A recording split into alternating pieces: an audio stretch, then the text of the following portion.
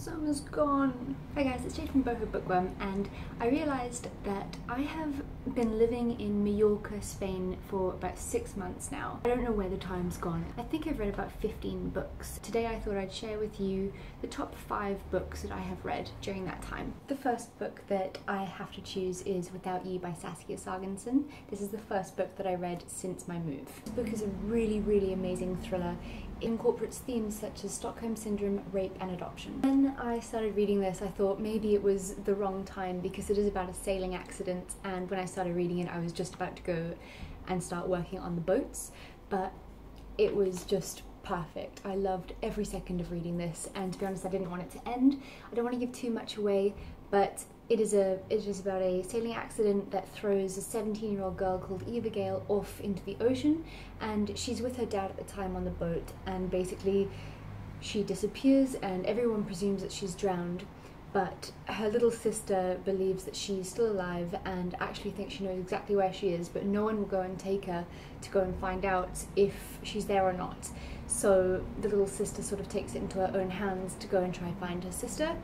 Eva Gale hasn't drowned, she's actually been kidnapped by an old military soldier. She's being held captive on this very dangerous little island with a whole bunch of bombs that have yet to detonate.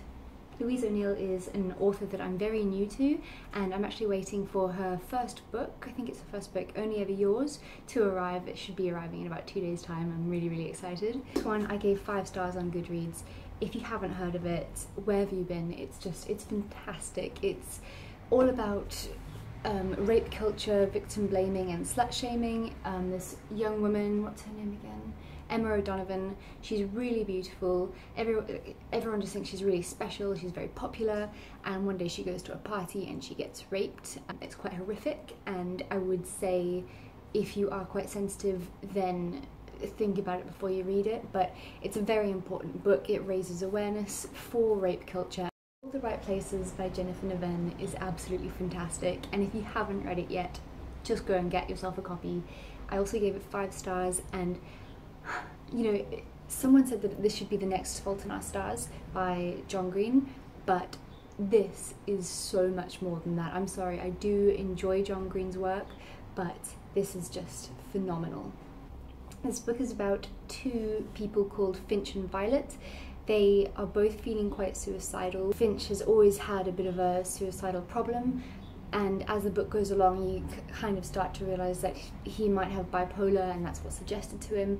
On the other hand, there's Violet, who they're in the same school together, but she was in a really bad car accident with her sister, and her sister died, and she's just really struggling. They meet on top of the school bell tower where they're both contemplating jumping off. Finch falls madly in love with Violet, and they just start this really beautiful friendship, relationship and bond from their experiences and how they're feeling, and it's just gorgeous. Also, I've done a full review on it down below, so just go check it out because you just need to read it. Magic by Elizabeth Gilbert. Although this book isn't a novel, I really enjoyed it. It's from the same author that wrote Eat, Pray, Love. If you are a writer or a musician or a painter, or you do some form of creativity in your life and that's your passion, and if you're struggling, if you've got writer's block or a creative block, this book is such a good help for you. It really helped me, and it also reminds you that you know how you love your creativity and that's your passion in life, but it reminds you that creativity loves you back, and I think just that message alone, that's why this is a bestseller. If you're looking for something quick to read, then this book can be read in one sitting, if not a few days. It flows really well, the writing's beautiful, and it's just perfect. I think it's pretty much impossible not to give anything written by Gillian Flynn 5 stars. Gillian Flynn's style of writing is so shocking, and it takes you completely out of your comfort zone, and everything that she writes is just so twisted and strange and creepy, and there is nothing short of that in this book. It is perfection. It is about a woman. I don't think you ever learn her name in the book, but she makes her living by telling women's fortunes as well as giving men blowjobs. Not blowjobs, sorry, handjobs. She's actually a really smart, clever human being, but her chosen profession just happens to be bullshitting people and giving men orgasms.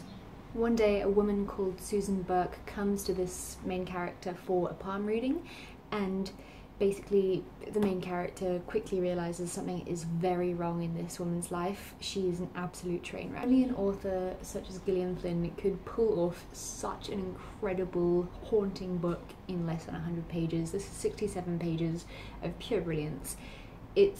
Susan Burke's got this really troubled stepson, and she feels like there's something very strange going on in her newly renovated Victorian mansion. So the main character kind of takes it upon herself to do some more bullshitting and go and throw some, what is it that you, is it a rosemary stick or something? You burn it and clean the area of a house or whatever. Some of that spiritual bullshit. But yeah, she decides to go and help this woman just to ease her mind, and she quickly realizes that there's really actually something wrong. And by the end of the book, there's so many like twists and turns, it's like a bloody roller coaster, and you're left literally thinking, what the fuck? Like, you don't know what the hell to believe. So they're the top 5 books that I have read in the last 6 months. All of them have been fantastic, and honestly, if you like any of them, let me know. If you've read any of them, let me know what you thought of them, or if you plan on picking any up, then yeah, I'm just happy to recommend things to you. Anyway, have a lovely rest of the day, guys, and it's almost October, I can't believe it. If you're heading into summer now, then lucky you, because I've just broken out my winter clothes. We'll be back very soon. Bye.